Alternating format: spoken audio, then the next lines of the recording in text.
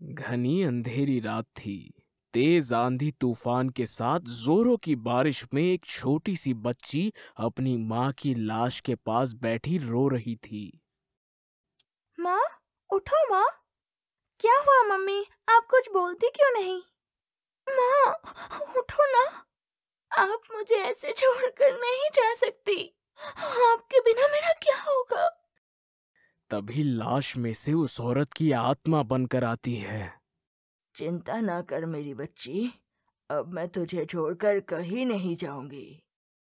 फिर नंदा चुड़ैल काव्या को लेके एक बड़ी सी पाइप के पास जाती है और उसे ले जाके वहीं सुला देती है।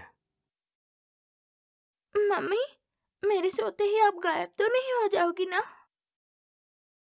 नहीं मेरी बेटी, अब ये हमारा घर है। अब मैं और तू दोनों साथ में यही रहेंगे। जिसके बाद दोनों माँ बेटी उसी पाइप में रहने लगते हैं। वहीं जब सुबह होती है, काव्या को उसकी माँ कहीं नहीं दिखती। मम्मी झूठी है, बहुत झूठी है। मुझसे कहा कि कभी मुझे छोड़कर नहीं जाएंगी और मुझे छोड़कर चली गई। जिसके बाद काव्या तैयार होके स्कूल चली जाती है। वहीं स्कूल से आते समय बहुत जोरों की भूख लगी होती है, लेकिन उसके पास खाने को कुछ नहीं होता। वहीं पाइप में अकेली बच्ची रात को रहता देख पास रहने वाली सुष्मिता उस पे दया खाती है और फिर रोजाना वहां पर आकर उसे खाना देती है। थैंक यू आंटी, मेरे लिए खाना लाने के लिए। मोस्ट वेलकम बेटा। वहीं नंदा रोजाना रात को अपनी बेटी के पास और सुबह होते ही गायब हो जाती थी। फिर एक दिन मम्मी, आप तो दिन में मुझे दिखाई ही नहीं देती हो, लेकिन आज आप गायब नहीं हुई। कैसे? अब आप कभी नहीं जाओगी ना?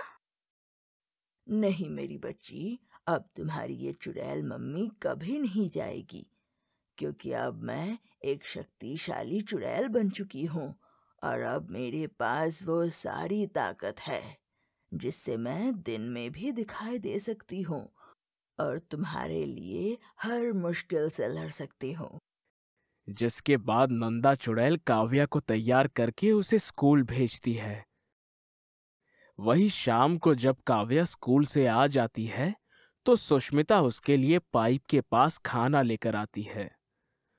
वही वो नंदा चुड़ैल को काव्या के पास देखकर घबरा जाती है और जल्दी से तांत्रिक को बुला लाती है। बाबा, आइए आइए, ये है वही चुड़ैल जिसने बच्ची को अपने वश में कर रखा है।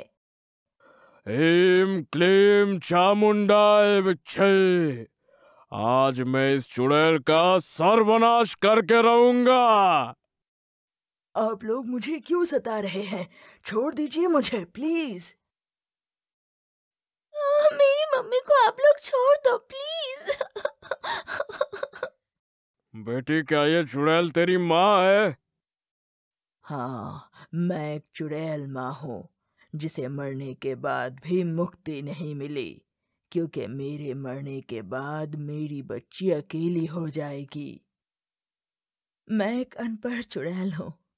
जब मैं जीवित थी तो इस गांव के लोगों ने मुझे जीने नहीं दिया।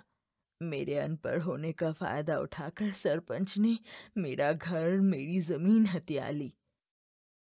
वही एक दिन किसी आदमी ने मुझे खराब खाना दे दिया और एक बार फिर मेरे पढ़े लिखे ना होने के कारण मैं खाने की पैकेजिंग नहीं देख पाई और मैंने खराब खाना खा लिया, जिस कारण मैं तड़प तड़प कर मर गई।